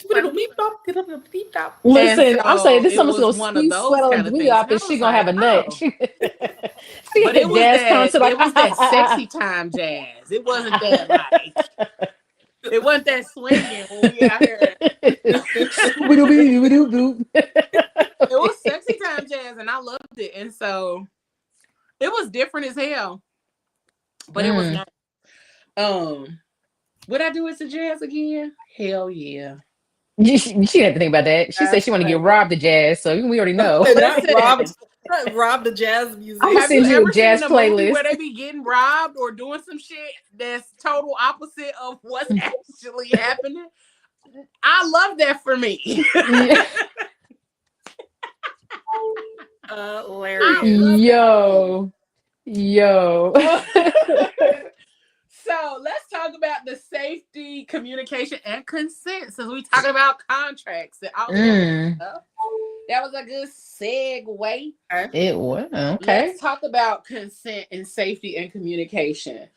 When it comes to primal play, first things first, that shit can get intense. Yeah, if you're doing it right, it can get very intense. So, first and foremost, for everybody that's watching, one of the key rules is consent is not optional. Just because it was wild and spur of the moment, it doesn't mean it's uncontrolled. You're supposed to always establish boundaries, safe words, and body cues. Okay, so make sure y'all doing that, because you don't want to be the next person with the doom doom. You don't want to be that person. Okay, make sure you get that consent. Check-ins before and during. So talk about the comfort level, the triggers, or words that signal pause. So that's why we said like the communication, talking, all of that is important. Absolutely. Because if you just up here choking the shit out of me and my eyes rolling, and I can't say nothing, and you just like, oh yeah, you like that, don't you? And you didn't choke me till my eyes didn't pop. See, I have a signal for choking. I have a signal like if I grab your hands and I pull it towards me, you ain't putting enough pressure. If I grab your hand and I pull it away, okay, you're doing too much. And we have that little body cues. That's body cues. Yes, absolutely. That doesn't work for me. But also, fellas, ladies, if y'all like choking, learn how to choke. That part. A wide flat grab. A wide flat grab. We're not applying pressure to a specific spot. You got to be. It's a wide grab. Yeah, it can't be this. It can't be that. It cannot be this. We're not doing circle hands. You are trying to love me. Exactly. Kill me, love me. You're taking the scream mask a little too far. Okay? We're not really trying to die. Scream mask. Right. Safe spot, scream mask. Safe place, scream mask. Oh my goodness. Yeah. You gotta be safe out here in these streets. If your hand is like this, you are trying to take me out of here. Okay? You're doing it wrong. You're doing it wrong. That means you are literally going right for my throat. Listen. We don't want nothing. We don't want no right C shapes, nothing. We don't do no C's around here. So we need a big wide grab. You know? Guys ever use safe words? I can't think of a good safe word that doesn't sound stupid in the moment. Like stop. So I mean, stop is cool, but sometimes like that's playful. Yeah. Right. Yeah. But you know, like sometimes I say stop and I don't mean it. Like when why'd you get robbed. Why'd you stop? Right. Because you said stop. Oh, that's why we need safe words, because I don't always say what I mean. Okay, kill me. But not like this. So yeah, I can't think of a good safe word that doesn't sound real stupid when I'm in the middle of the moment. Like that Kevin Hart's pineapple. Like I don't want to say pineapple. It doesn't go with the moment or anything. So I don't know. What do you guys say? Banana. I'm like I said, not banana. Motherfucker. Get there we go. If my leg pulls back and I'm kicking you, I usually say some stuff like "cut that shit out." Like usually that's where I end up. No, look. I go cut that shit out. Oh, you trying to choke me? Let me choke you, balls. Let me show you how I feel. See, I like to give instruction, but you know, like when I'm in the moment, it's like a deep, sultry voice. Like the guys are telling me my voice drops a few octaves, and you know, you can be like, no, daddy, daddy, I don't like that. No, let's, you know, you can say it real cute, you know what I'm saying, but you don't have to kill the moment if you're like comfortable with your partner. You can be like, no, daddy, move that hand. No, I don't like that. Come over here, daddy. You know, nice about it, and they don't listen. You gonna kill that moment. Yeah. You gonna kill that moment. I'm trying to be real nice, and they don't listen. They gangsters, ain't they? So listen. I'm like, who is y'all fucking with? Like, listen, they don't know a body cue. No. Sometimes the men be into it too much, and you be like, no. You be like, no, that's a little bit too tight, and they be like. Be like, wait a minute, motherfucker! You trying to get your hands off of me? I don't want to be a fly on the wall in her bedroom. I swear to God. I know exactly what you mean. I know exactly what you mean. You need a camera. Then we have to discuss it afterwards. I'm like, so listen, your breath is bad. You need to eat, and you got to stop choking me. Like, I'm not going to say this again. Okay. We're not doing this 2 nights in a row. Okay. She hit him with the okay. Like you got a bad report card. Now we got to do a follow-up. Listen, now we have to discuss what we just went through. Remember when I turned around? It's because your breath was bad and you wouldn't stop choking me. So do better. Do better. So listen, nah, bro. We just gonna have to be done because you ain't listening. Like, yo, listen. But I'm with you. I'm with you, Leigh. Saying it all like nice and sultry and all of that kind of shit. Like that works for you. Respond better with those kind of cues sometimes. But I think Nick, I think because I've been with partners who are in tune to what I want too. So like they're paying attention to my needs as well. So like but again, I'm a conversationalist. So beforehand, we talked about what I like and what I don't like and what they like and what we're gonna try. We've discussed it. Y'all didn't talk about brushing teeth. I'm gonna have to start spraying them with the water bottle. Now he might like that though. Yeah, he gonna be like, oh yeah, he needs to figure something else because it hurts. Knock it off. Go ahead and just drop that name so we know who he's talking about. Because at this point, absolutely not. Can't do it. I won't even use the fake name because then you don't know who I'm talking about. This weekend. Right. Can't even use the fake name. Jesus. Leave it anonymous. You definitely girls always get niggas girl, nicknames. We are notorious. Oh Lord. My one homegirl called one of the dudes she talked to Big Jeans. Big Jeans? Big Jeans. How did we get to that name? How did because he's too big for his little ass body?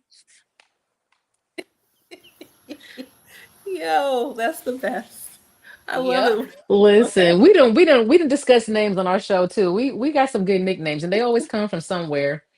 I give a good joke because you got to, but it's like, but Nik B's names always be real names, and it'd be messed up because like it'd be a name that it's like a real person's name, and I'll be like, oh, how's so and so, and I'll be looking for them, and like I've almost called a few people by their fake name because it was a real name.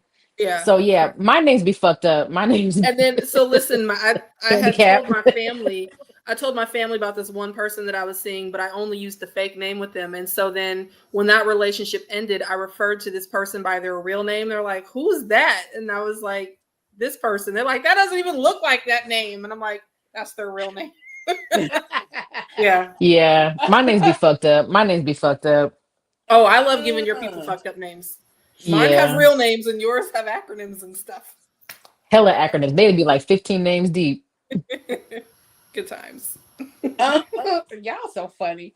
Some other things when it comes to safety, communication, and consent. So how do you all establish your safety outside of safe words and all of that kind of stuff? How do you generally give consent or communicate consent? I'm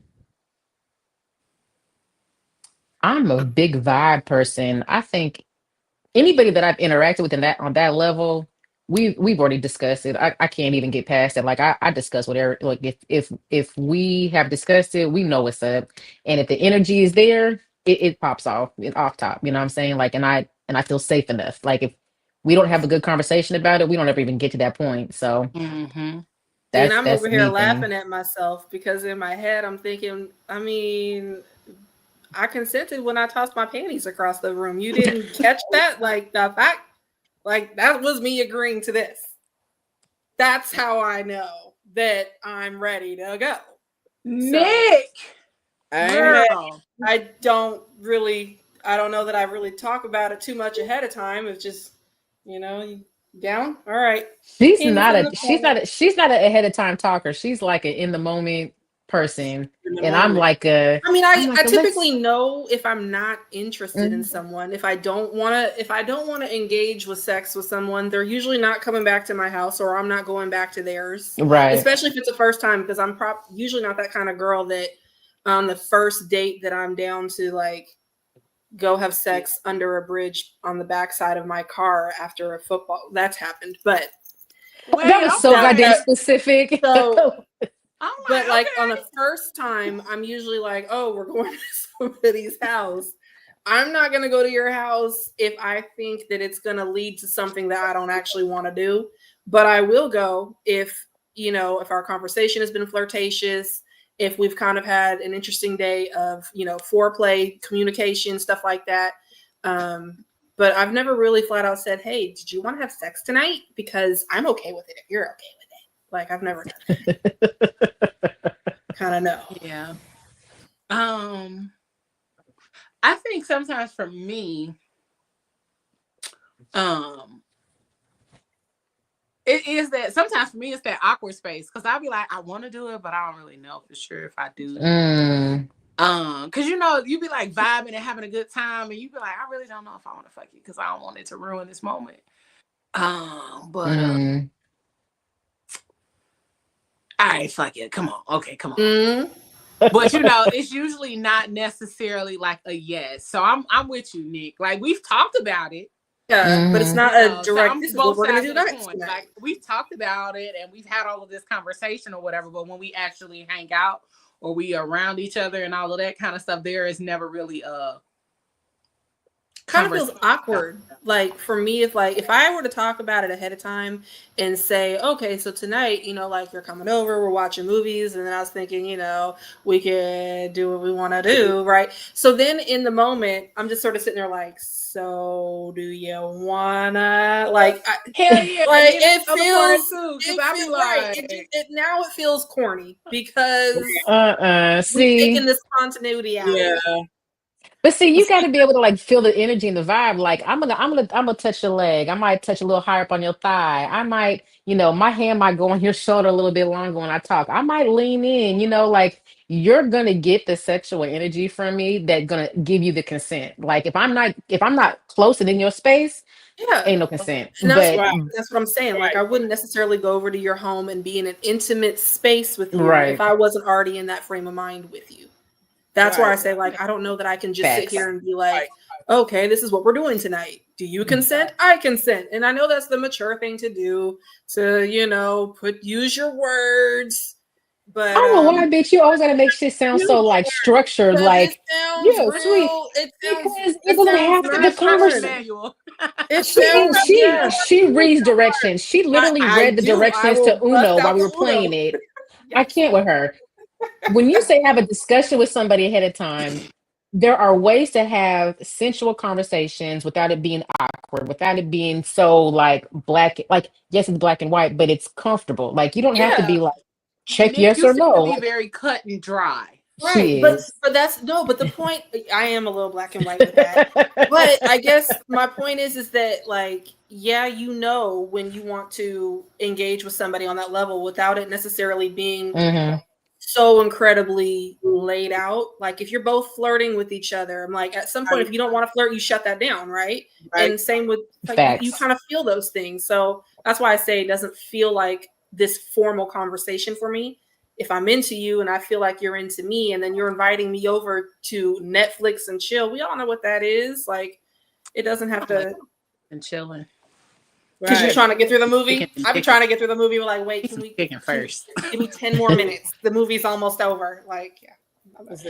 And see, for me, it's like sometimes I don't want to have a conversation. I mean, we can say if we're in a group setting, and because I'm a big ass flirt. I flirt. I flirt. I'm a flirt. And my eyes.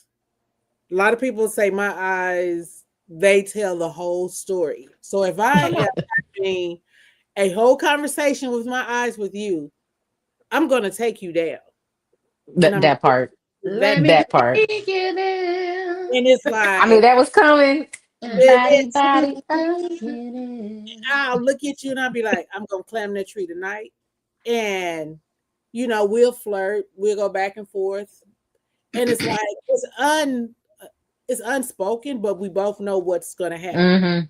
Before the night is over, I done got that ass. There you go. There you go. That ass. Regina, you be sounding so masculine sometimes, and that shit tickles me because you are like the girliest girl. And you be so, and I done got that ass. It's funny because my pastor be like, he tells me that, he said, for you to be the girliest girl, he said, you sound like a dang dude. He said, because the way you talk like a, but I was raised with 10 boys. There you go. I was raised with 10 boys. I For real. I didn't got it. So you say you're good with flirting. Are all three of you guys? I know Leigh. I know you more because I just haven't met you guys like that. But is everybody good with flirting? Like you said, you're really good. I love the flirt. I do. My flirting gets me in trouble, but you know that. I'm so bad at it. I need to take a class. I believe I me. should teach a class. I want to teach a class I'll so sign bad. up for it. I'll sign up for it. Yes. Let's do it. Okay. I need real life test dummies. I need men to be in there so they can, do the things. Because start laughing. I feel like flirting is an art, but it's also in confidence and communication. Yep. Facts. A lot of times flirting just starts off very simple. It's very simple. You can see somebody, and a lot of times I've seen a lot of women like on TikTok doing those smile king da da da da da those kind of videos, and honestly that is what gets them. Oh, you look nice today. One thing my auntie taught me, she always calls black men boss. How you doing today, boss? And niggas be like, how you doing? Because they like being respected. Yeah. A lot of men don't get the respect that they feel like they deserve, and so giving them the ability to have or being addressed in such a way, calling a man handsome. How you doing today, handsome? Hey, how you doing today, baby? Like, it's a guy that I know. He's like, because I use baby often. He be like, oh, I love when you call me baby. I like, you know what I'm saying? Like, it's the thought that like they are being tended to or cared for or anything of that nature, and they'd be like, oh, okay. I mean, I wouldn't say it like that, but I was just saying it. But also, you know what? I'm sick of you. Wait a minute, I'm cracking up at myself. One dude, respect my jaws. Not respect me out my draws. That's hilarious. No, I was just thinking about this one dude, and this is me. This is why I have a hard time flirting, and I'm too goofy, I think, to flirt. But this one dude was like, "Yeah, you can call me daddy." I was like, "What up, pops?" Like I don't. It just sounds weird me calling you daddy. You're not my dad. Get out of here. But see, you don't have to. See, I mean, because some women don't like saying it, and some women don't like hearing it. Yeah, it's weird. What you could have said though, you could have said instead of pop, you could have said, "Well, what's up, Poppy?" Poppy. You got to find what words you feel confident using. It's not even a confident thing. I just start giggling at myself like, this is so corny. Okay, but to your advantage too. Use your silliness to your advantage. Because a lot of times when you flirting and you being silly, you can touch. Touching is flirting, like and touch. You know what I'm saying? Why the tongue gotta come out? Touch their arm. Men have a thing about their arms being touched. Yeah, or like their chest. Arms and chest is the thing for me. Okay, I can try that. I can try it. I'm gonna do it next time. Listen, I'm gonna tell you this: the small of a man's bag, they like that shit too. Like it's not just a woman thing. That's like I'm close, I'm personal, but it's like a light touch. And they be like, they might toot that thing back at you if you do that shit. Yeah.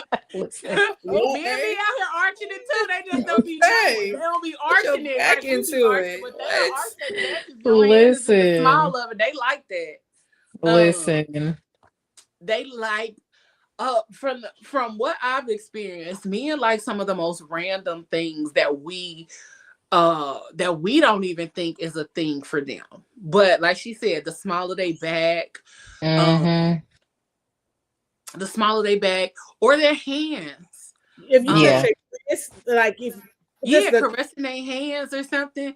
Men love to be touched. They do. But it's the way in which you touch in a soft way, you're flirting or you're being intentional with them.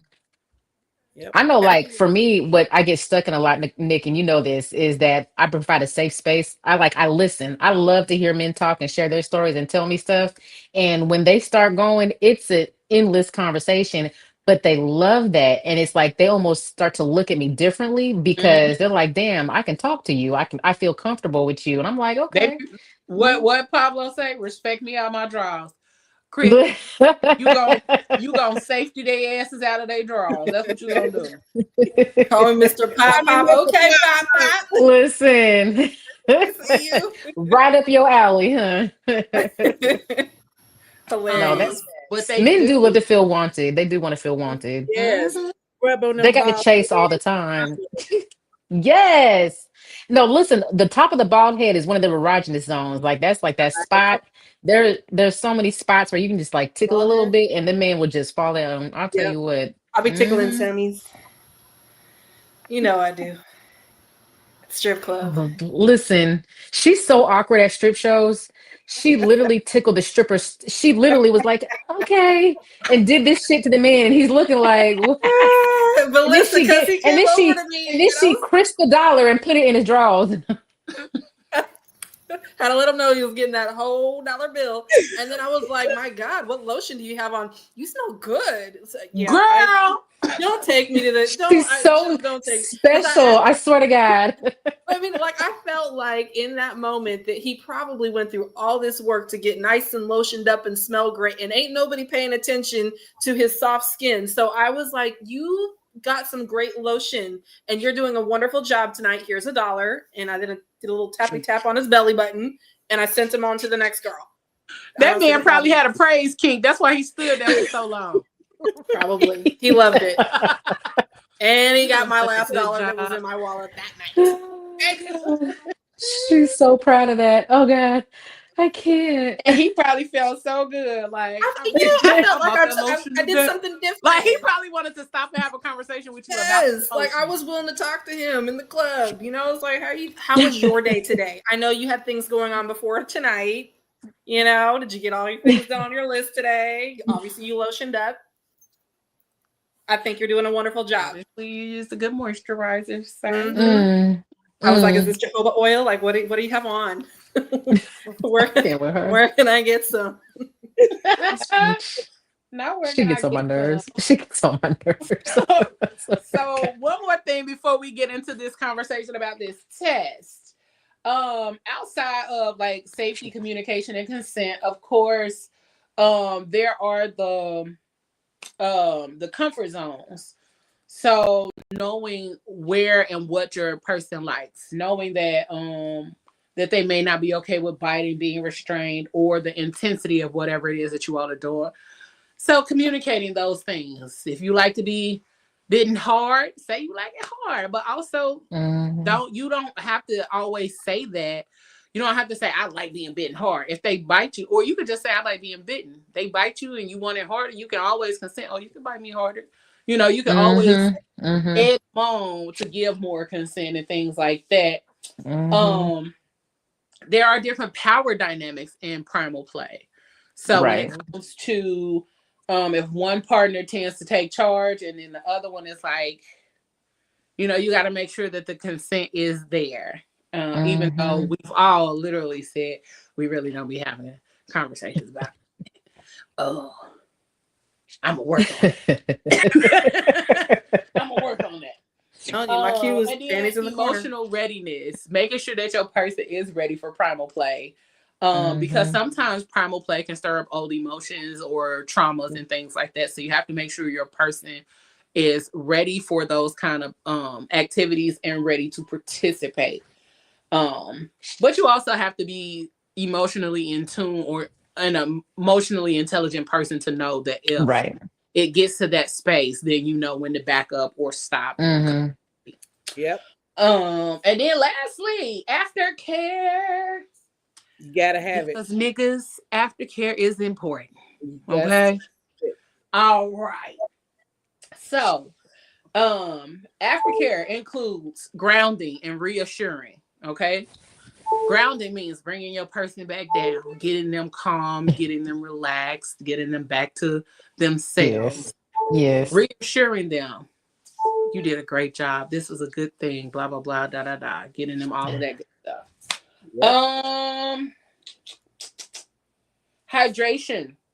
Making sure your motherfuckers got something to drink. Yes, because I will lose all of my fluids and be dehydrated afterwards. Listen, that baby wet. And then outside of hydration, doing an emotional check-in, and then affection, cuddling, all of those kind of things. Those are part of aftercare. Mm-hmm. All right. Very important. I don't do a good job of none of this. Is that why you over there chuckling so? Because I'm thinking aftercare is me getting him that breath mint and something to eat for one. Then I'm also like, you were sweating on me, so obviously we need to get some Powerade. You lost all your electrolytes on my face. Like, I'm sorry, and this is why I can't take myself serious, because I am absolutely listening to everything you're saying, and I'm giggling at myself like I ain't got no god dang sense over here. But I'll tell them they did a good job if that's what I need to do. If that's what I need to do, I'll tell them he did a good job. Good, congratulations, you got it. Not congratulations. You said you did a fantastic job. Bang up job. Pat him on the head and send him on his way with the breath what I'm thinking. And probably next time I engage in some adult activity, I probably will pat him on the head and think about this conversation. Like, I was told to reassure you that you did a good job. So congratulations, you got it. Did not. I was told this is how it goes. I'm gonna make you a poster for your room. You got it.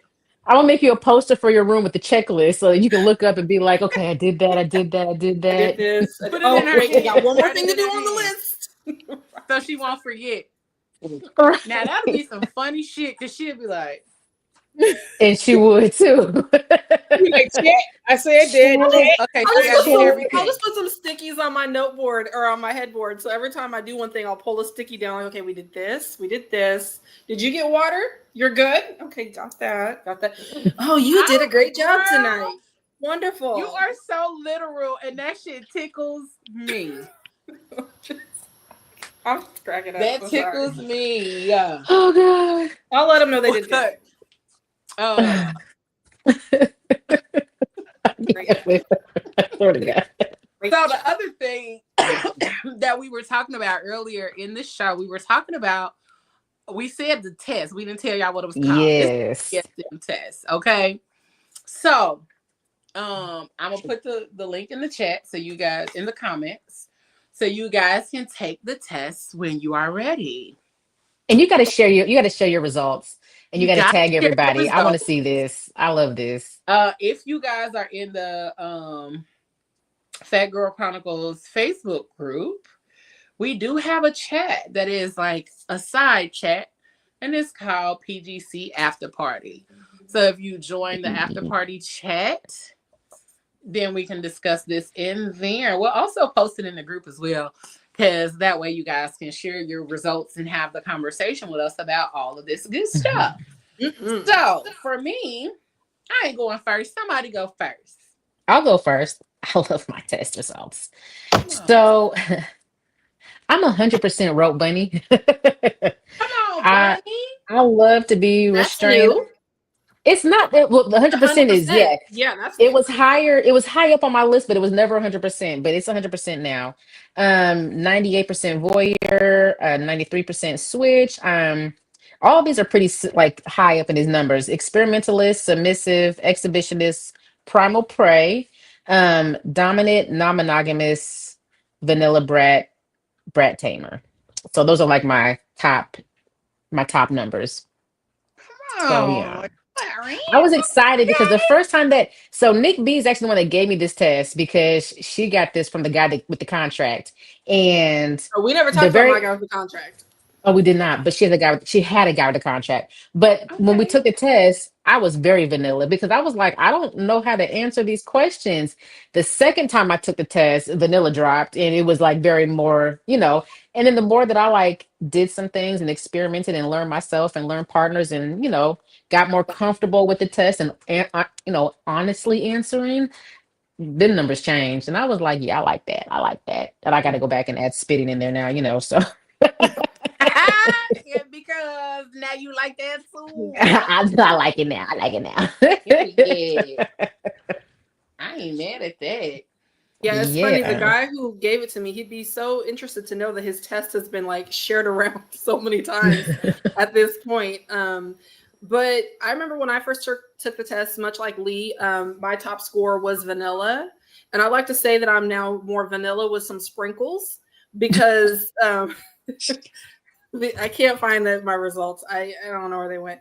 But I like Leigh was saying, when I became a little bit more comfortable with some of the questions, because I think I took a lot of them really literal at first, that I was scared to answer even though I was the only one reading my results, I was a little scared of what my results were going to say about me and the impression that I would have of myself. Like, am I a bad person because I like to be restrained? Like, does that mean something's like weird about me? Those sort of taboo type questions that you have with yourself. And so first time I took it, I found one. Okay. First time I took it was 100% vanilla. The next time I took it was actually in 23, and my things switched. I was 100% switch, and then I was 88% voyeur, only 80% vanilla, and then I was also 80% submissive. I found when I was taking the test today and didn't finish it that I was much more submissive than I had been in the past. And I was like, I think I like to be like a little pillow princess. I think I like to be tossed around and flipped and you take charge and, flat hand me, don't see me, like I think I kind of like that. So I would say that if I were to take this again right now, that my submissive numbers would be much higher than they were. I think that a lot of women who have been single for a long time or have had to take leadership roles either in their relationships or in their lives tend to lean towards submissive in the bedroom, because it's that shift in power dynamic where they, like, I have to do this on my everyday life. I don't want to do this with my partner. Yeah. I see that a lot. But I see Auntie Regina shaking her head. She like, Yeah, Regina, what were yours? What was yours? Okay, so I'm 100% switch. Okay. 100% voyeur. 97% exhibitous. 96% experimentalist.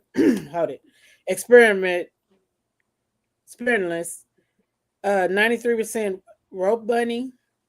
87 rigor. I don't even know what that is. 84 dominant. 60 primal prey. 59 non-monogamous, and 56 brat tamer. Did you agree with your results? Like, once you saw them, were you like, this is pretty accurate, or were you surprised at any of your results? No, that's me. And rigor is tying people up. So rigor is doing the tying. Yeah, that's me. Yep. And I was also going to point out that when anybody else takes this test, there is an explanation below of what each title is. So in case you do get something that you're like, well, what does it mean to be a voyeur? Or what does it mean to be an exhibitionist? That it will break down a little bit more clearly what that means. I never knew about rigor, but everything. Can you read rigor? Okay. I don't have it in front of me, but because I don't remember what that one means. Is there an explanation for that one? Well, mine's a screenshot. Oh, it's a screenshot. Okay. Yeah. So rigor is when you tie somebody up. So rope bunny and then rigor go hand in hand. Got you. Yeah. So you like to restrain people and take control. I do. I can see it. Listen, I can see it all up in her body language. She said, I'm like, yes, just don't hog tie me. Huntsy. Listen, let me be able to break out that shit. But I don't want to be like hung from somebody's rafters like a piece of like. Listen, I've been tied like that before. You were hogtied from Gwen? No, the porn star. He had me hanging from the rafters. Okay. Yes. Hey, that's complete. Like, you have no control at that point. You can't even squirm out of that. You don't want to squirm out of it. Put me down. I'm heavy. You're not gonna have me in here looking extra plump with the rope going through my fat rolls like a Sunday ham. Now, believe me, girl, you is insane. You overthinking it. You don't believe me. You overthinking it. You don't want. But I understand because the fluffier you are, I don't want it. know what it. The fluffier you are when certain things take place, you start wondering how you in your look. head. Yes. You start wondering how you look to somebody who's doing that to you. Like, do I look like over here looking like? But if they get the pressure, apparently it's looking good to them. So they like it. But mentally, I'm in my head. I'm like, bro, I swear I look like a baked ham. Exactly. You know. Go ahead. Get out of your head. I look like and then you just swing in there. Get out your head. I feel you though. I feel you though, because your self-image of yourself is blocked for stuff. I feel you. I'm gonna break this damn hammock. Okay. And baby, floor. Ham for everybody. So my not ham for everybody. So my results were 100% switch, 95% primal hunter, 94% primal prey, 92% rope bunny, 92% experimentalist, 87% masochist, 85% brat, 83% degrader, 81% sadist, 81% brat tamer, 80% owner, 80% master mistress, 79% non-monogamous, 79% submissive, 77% rigor, 77% rigor, 76% dominant, and 75% voyeur. So what I hear is that you are primarily switch, but in your switchness, you would rather be in control than be submissive. That's what it sounds like. Which is odd because you said you were a sub before. I was. But that's why I said I still have sub tendencies. I think because of the fact that I haven't been in the lifestyle for a while, but also I've been educating myself a lot more on other dynamics of BDSM and that, and even redefining what relationships look like for me moving forward in my life, which is why I think I got these results. Is because right now I would love to be full sub, but be in control at some point in the midst of that. So I can understand the switch. But also, as much as I used to be submissive, I think just because the place I'm in my life right now, I don't have a choice, so that softer side is not very present. So I am very dominant across the board. So yeah. Okay. But I do like taking control. I like taking control. As much as I like the other person taking control, I have learned that I have them like stints of time where I'm like, nah, shut up and listen. Shut the fuck up and listen to me, sir. I'm tired of you talking to me. Shut up. Like, and I really just be wanting to say, I really be wanting to talk to a man like that. But like my programming will like switch it. And I'll be like, oh, and I'll be like, I should have just shut the fuck up and listen. Snatched his ass up with the C, not the L. With the C. Snatched his ass up like, shut up. Yeah, but also that's what, like we was talking about earlier, the energy. Sometimes the energy of the person will switch your energy to something like, I want it to be dominant, but why you coming here making me all soft and shit? I'm trying to be a thug. I'm sorry, Daddy. And now you done came in here making me be all, oh my gosh, pretty princess. Soft. Right, pretty kitty and shit. Now I'm mad. Now he got a brat tame you, right? Oh god. Yeah. Now I'm mad because you didn't came here with this soft ass energy and I wanted to be a thug. Fuck you, man.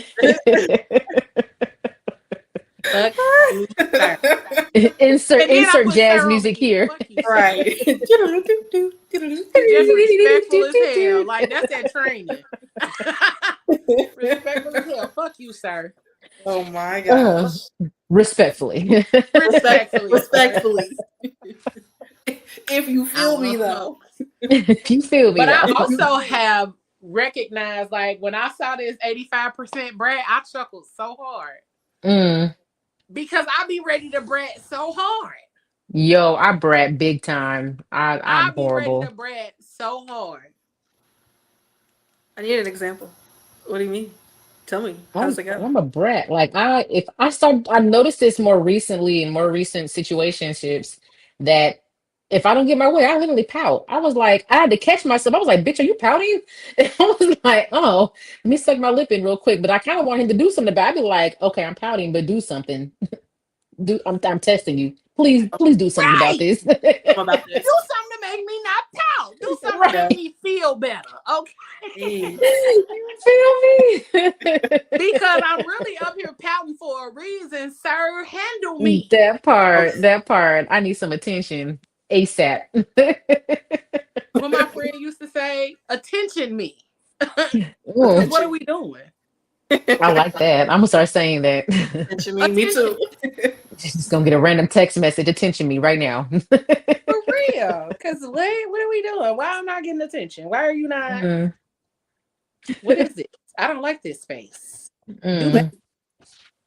But I laugh because vanilla was like 25% on here. Your vanilla was only 25%? My vanilla was 25%. Dang. Man, I'm super vanilla, but with sprinkles. Little caramel sauce. And then 40%, like on the lower scale, like 40% degrady. And I was tripping because degrader was high on my thing, like 83%. I was gonna say because you had the degrader, you had the sadist, and then you had the what's it called? I can't even say the word ever. I was all Yes. there. I said, goddamn. Interesting. I said, who am I underneath all of this? Man, we're gonna get you a screen mask and some thigh-high leather boots, and we're gonna let you roam the streets. For me, that I've recognized recently is that a lot of guys, they just like talking about sex. Like they don't like the active like energy that it takes to build up to get to that. And I don't think it's been stop talking to me, bro. Like stop talking to me. I sometimes wonder if guys are required to discuss sex the same way that women are. Like I feel we as women are much more open with communication, right? Mm-hmm. So we kind of have this platform where we can dive in, say what we like, what we do, and you know, all those things. But I think with guys, they're a little bit more guarded. I don't know that they would sit and have this same conversation with 3 of their guy friends, how we're sitting here having this conversation. So I think it's easy for them to lead up to it, but then fall flat when it comes time to engage or explore, because, you know, that's just kind of not really what guys do. I think it just goes back to their safe spaces. Like they don't feel safe. Like they don't have the safe spaces. Yeah. We talked about that Tuesday and talked about how they don't have a lot of safe spaces. And I even said, y'all probably wouldn't talk about this shit if I wasn't in the midst. Because it was me and the guys until Regina came on. It was me and the guys on Tuesday. And I'm like, y'all probably wouldn't have this conversation at all unless I was in the midst, unless there's a woman. And I was like, and I'm like the homeboy to y'all. So I'm like the homeboy with titties. So y'all was cool because y'all knew it was titties in the room. But otherwise, y'all would not have. You don't think guys have openly and as honestly as y'all have? Don't do it, Nichole. I was wondering. I was like, do you not think guys have any of this kind of conversation at like their barbershop, like talking about who they took down? I feel like it's more cliche. Like it's who they took down is more cliche, but it's not as in depth as what we're discussing. Like they're not talking about their wants and their needs and their likes and their hidden passions, and those they're talking about. Yeah, that big booty bitch that I fucked the other day. Like that's the extent of what they're expressing that they like big booty bitches. I mean, because not all guys they like always express they like big booty bitches. But also, the barbershop that I used to go to all the time, they used to have like some really in-depth conversations about BDSM and all of that kind of stuff. And I used to be like, oh, because most of the time we don't ever really hear them having them conversations. But again, I'm the homegirl. So I'm in there, but they would have the conversations when it's not as many clients or anything in there. But they would just be talking amongst themselves. And I was like, oh, okay, so y'all really do talk about these things sometimes. But also, if y'all don't know, Man Cave Conversations is coming up at the beginning of the year. Brought to you by PGC Media. So we're going to see what they get to talking about on Man Cave Conversations. I will tap in. I will tap in. I sure will. And it's coming at the top of the year. We ain't doing nothing new. We trying to close out the year. But at the top of the year, Man Cave Conversations is coming. I love it. Y'all stay tuned. We got some dope guys that's going to be running that show. So stay tuned for all of that good stuff. But I hope that men do continue to find safe spaces to have those conversations. And that we learn as a whole to stop putting the judgments out there first. Yeah. Because a lot of times we judge before actually understanding. And that's why I always say have a understanding before you having an opinion. Because sometimes our traumas, our childhoods, and our upbringing do groom us for who we're becoming sexually. So some of those things may be why we like being spanked or being choked and all of those kind of things. But don't judge nobody. And not from trauma though, but just right. Not your thing. Okay. Don't yuck nobody's yum. I love talking to people about their shit though. I love talking about it. I do too. I understand. Yeah, Lee's definitely why you like it nasty. I like it nasty. I'm with you on that one. Listen. We're gonna have to we have to do another session where we get Nik B and we're gonna have to like teach her some actual techniques and stuff to get her on her flirt game because it's not there. It's okay. It's not gonna work. We're gonna do a whole show for you. Okay, I'll learn. I'll try to learn, but it's gonna be silly when I try to implement you were just anything. Over there doing this, girl. That's all it right. No, okay, so I can handle like some body language. It's the communication it's the word. that yes, cool. Because my delivery is often comedic most of the time. Even when I'm being serious, it's my voice inflection that doesn't translate sexy. It doesn't hit sexy. It hits, oh, you're funny. Okay. Oh God, I swear, I love it. Listen, I love it. I love her. Listen, this has been fun. I think y'all are the first guests we've had on here in a while. Yeah, I can definitely say this is one of the top ones as far as having our guests back on and in rotation. I'm so excited to do more with you ladies and have more conversations with y'all. Hopefully, we can collab on some things because that would be top. Yes, we would love to have you on. I'm ready. Absolutely. We got to jump in this after party because I want to see some of these test results. Listen, I'm gonna add you. I'll send you the link so y'all can join the Facebook group. I think y'all are in the Facebook group, but I'll send y'all the link to join the chat. Okay. We talk a little bit about everything in there. But I'm gonna put the link in there, and then I'm gonna encourage sharing them results. Don't be shy. Don't be shy, y'all. But we want to thank all of you all who tuned in tonight. Thank you for spending your evening with us. Your Friday night with the Crazy Rich Aunties. You can catch us next Friday because next Friday it's going back up. Okay. Let me see. Next Friday we talking about what? Nope, wrong one. Not that.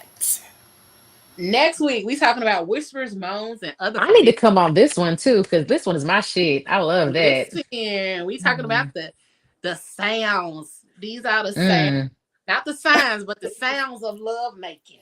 Next week, I'm gonna be all up in that chat. My girl Nichole, the vixen, and then the following week, we just discussing. We are discussing silk, leather, and latex. The fetish of feeling. Ooh. I like it. And then we are ending the month with soft power, exploring caregiver dynamics with our guests, Miss Kiki Love and Miss Nisha B of Orgasmic Melanin Goddess. Ooh.